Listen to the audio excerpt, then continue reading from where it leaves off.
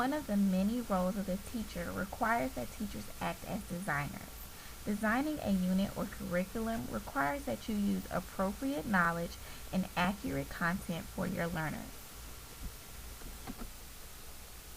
While working across grade levels, I found it was first necessary to find the students' interests by administering surveys, then assessing their reading levels with a MISCU analysis.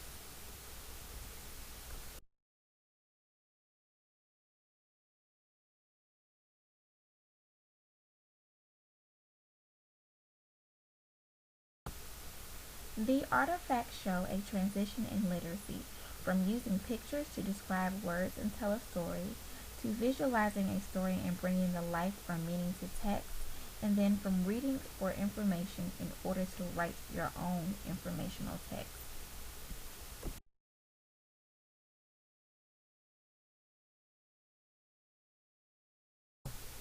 It is also necessary that you connect with students' prior knowledge. In my teaching, I have consistently used KWL charts and the list group share. I have found it necessary to use multiple resources to guide my teaching, and in doing so, I realized I will have to reinvent the wheel.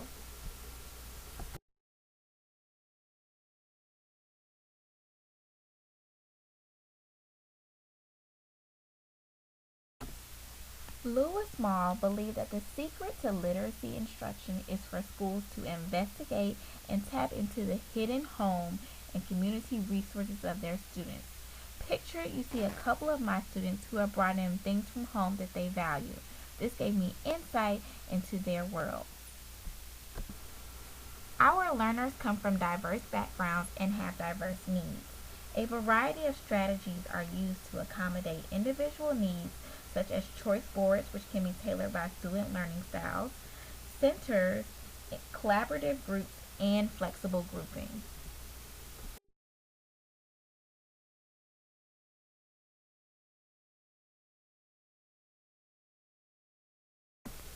After taking learning style profiles, students made posters about the different ways that they learned. After looking through my highs and lows, I noticed that most of my flight as a teacher has been trying to control my students' behavior.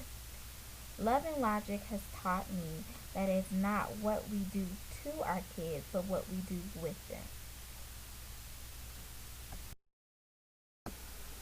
Love and logic explains that it's not what we do to our kids, but what we do with them.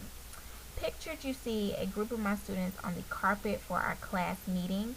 After reading Who Can I Be, we discussed the importance of dream power. In my classroom, we are bucket fillers. Conscious discipline explains that the act of bucket filling means to uplift. My students each morning get a chance to uplift each other by putting notes in their buckets.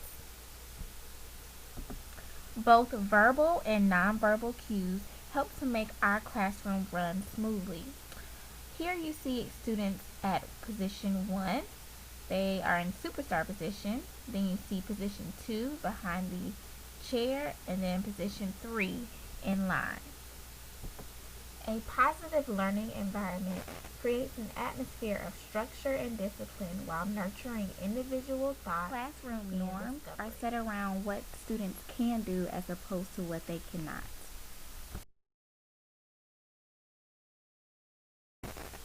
Wiggins states that because understanding develops as a result of ongoing inquiry and rethinking, the assessment of understanding should be thought of terms of a collection of evidence over time instead of an event, a single moment in time test at the end of instruction.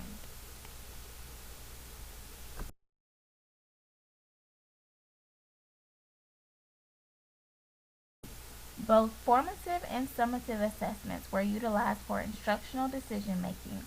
Math groups are formed from daily exit tickets. Reading groups are formed based on benchmark data on universal screeners like the DRA and Ames Web. Students are also able to assess their own goals. They have charted their fluency on graphs as pictured and answered survey questions about performance tasks.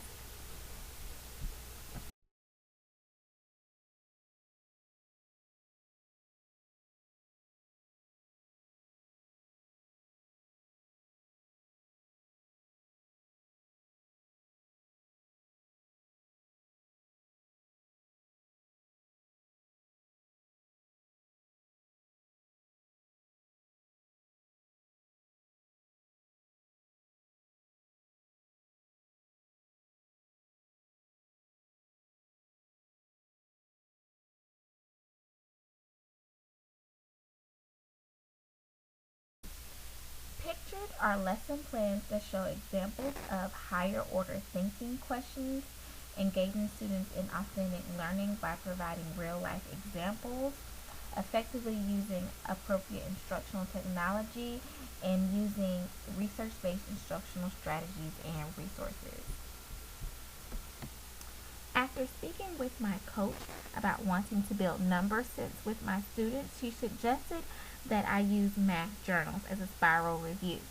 Pictured is one page of one of my students' math journals.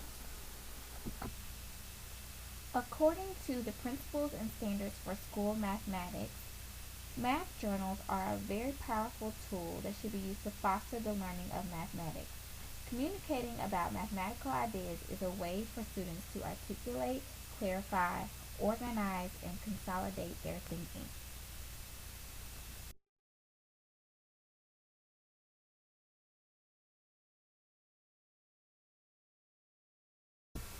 According to Pardo, some research indicates that reading aloud to students is the single most effective way to increase comprehension.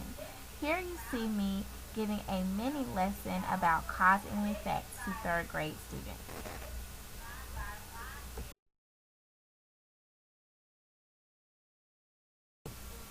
Here you see me conferencing with a fourth grade student on fluency. We also discuss what it means to be fluent and her reading goals. Sandra writes that when conferring with students, the teacher is able to learn about the students, their work, and what they may be struggling with in next steps in learning.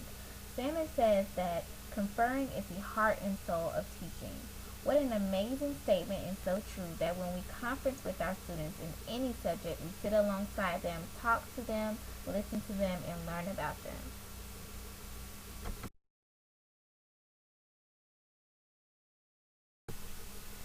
Atlanta Public School teachers are evaluated by the Teacher Key Standards. The domains are as follows: instructional strategies, positive learning environment, communication, instructional planning, and differentiation.